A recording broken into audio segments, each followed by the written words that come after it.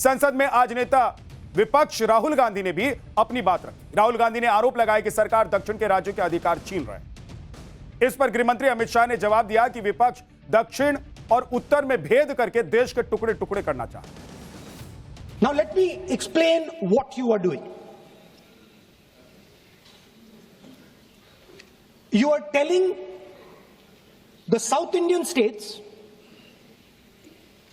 you are telling the northeastern states, you are telling small states in India that in order for the BJP to remain in power,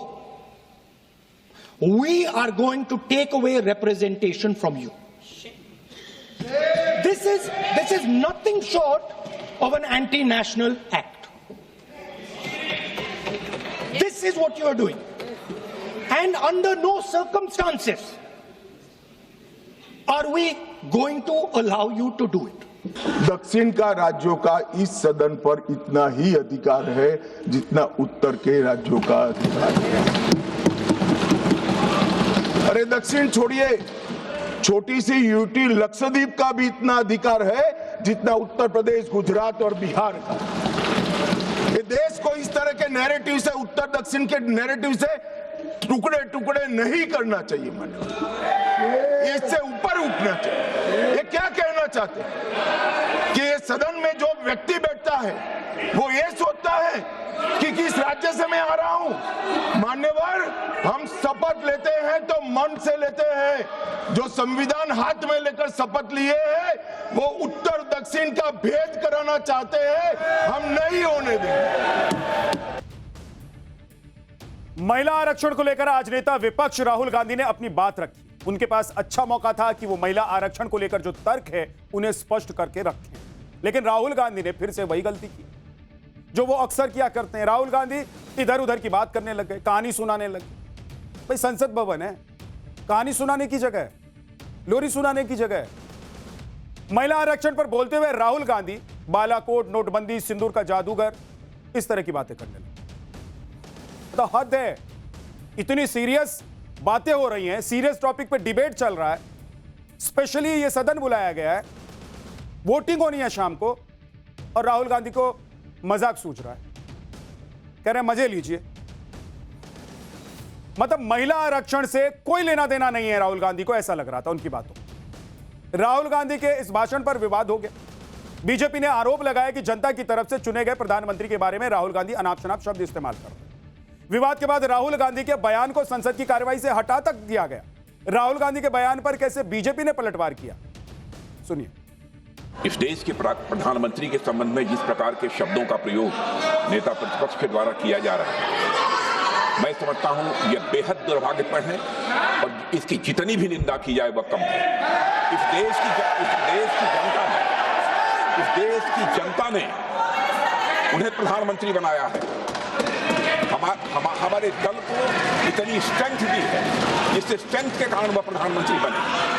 या किसी व्यक्ति का यह अपमान नहीं कर रहे हैं बार बार मैजिशियन कहकर, देश की जनता का अपमान कर रहे हैं अध्यक्ष महोदय।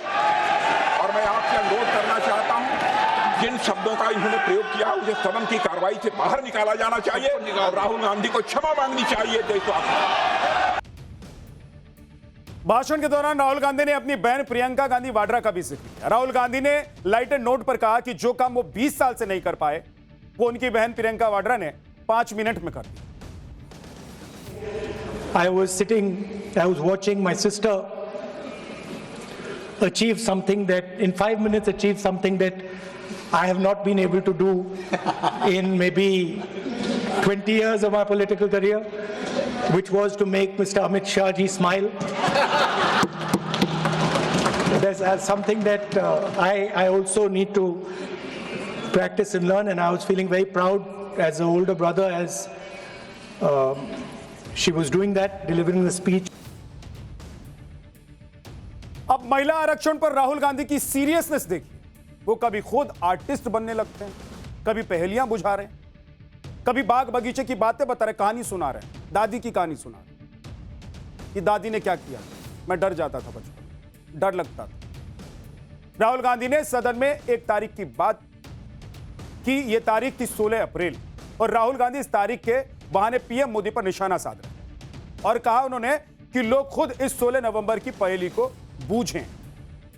इस पर बीजेपी सांसद निशिकांत दुबे ने भी कांग्रेस को एक तारीख याद दिला दी, 17 अप्रैल की तारीख।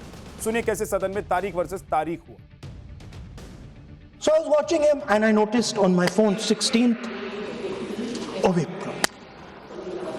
And I was like, my God, how crazy. That's the number. 16. This 16 number. This is the number. The whole answer to the riddle is in the number 16. Everything is in the number 16. Now, if anybody understands what I'm saying, please send me a message, and on Twitter you can tell what it is. But the answer to your problems, and you're going to find out very soon, is in the number 16. आज 17 अप्रैल है और पूरे सदन के लिए और पूरे देश के लिए आज 17 अप्रैल को दो घटना हुई सर। 17 अप्रैल 1987 को पहली बार राजीव गांधी जी के ऊपर बोफोर्स के कमीशन खोरी का आरोप लगा और यहां के फ्रंट पेज पर चला। 17 अप्रैल वो दिन था सर, 17 अप्रैल 1998 वो दिन था जिस ओबीसी की ये बात कर रहे हैं, सीताराम केसरी का धोती खोलकर सोनिया गांधी जी कांग्रेस की अध्यक्ष हो गए। इसके बाद जब राहुल गांधी बाहर आए तो उनसे मीडिया ने उसी 16 नवंबर वाली पहेली के बारे में पूछ लिया, जिस पर राहुल गांधी ने कहा कि ये लोग खुद बुझें कि 16 नवंबर के बहाने वो क्या कहना चाह रहे थे। सुनिए। पजल है और 16 का नंबर एक पजल है, देश सॉल्व करे। क्या है 16? तो वही तो है, पजल है, थोड़ी बताऊंगा इसका आंसर ऐसे। सोल्यूशन है, मिलेगा तो मैं बोल दूंगा यही है।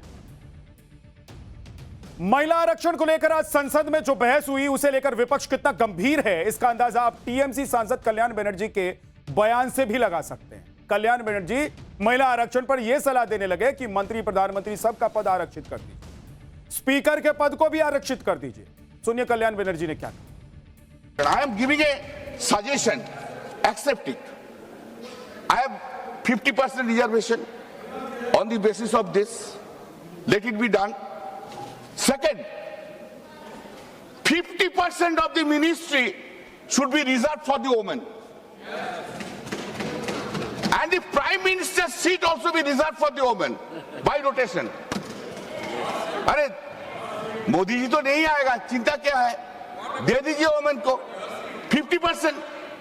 And I respect this honorable speaker Birla जी, मेरा बहुत प्यार का, बहुत रिस्पेक्ट करता है, बहुत अच्छा आदमी है, लेकिन unfortunately BJP will not come back in power in 2029. Speaker post को भी रिजर्व कर दीजिए वुमेन के लिए, कर दीजिए। हम लोग राजी है, अरे वो लोग राजी नहीं है, हम लोग राजी है। तो इधर संसद में राहुल गांधी नंबर गेम की जीत का जश्न मना रहे हैं और उधर आज उन पर नई मुसीबत आ गई। दोहरी नागरिकता के मामले में उन पर एफआईआर दर्ज करने के आदेश दिए गए।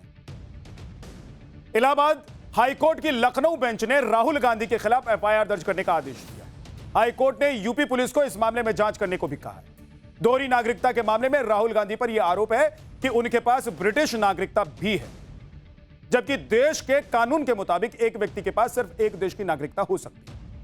अगर किसी के पास दोहरी नागरिकता है तो वो भारत में चुनाव नहीं लड़ सकता है और न ही सांसद बन सकता।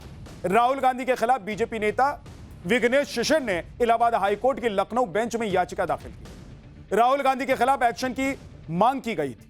कोर्ट ने यह भी आदेश दिया है कि यूपी सरकार इस मामले में केंद्रीय जांच एजेंसी की भी मदद ले सकती है, क्योंकि यह मामला किसी और देश में नागरिकता से जुड़ा हुआ है, इसलिए सीबीआई जैसी एजेंसी की मदद की जरूरत पड़ेगी तो ली जा सकती है। संसद के अंदर का सियासी युद्ध तो आपने देख लिया।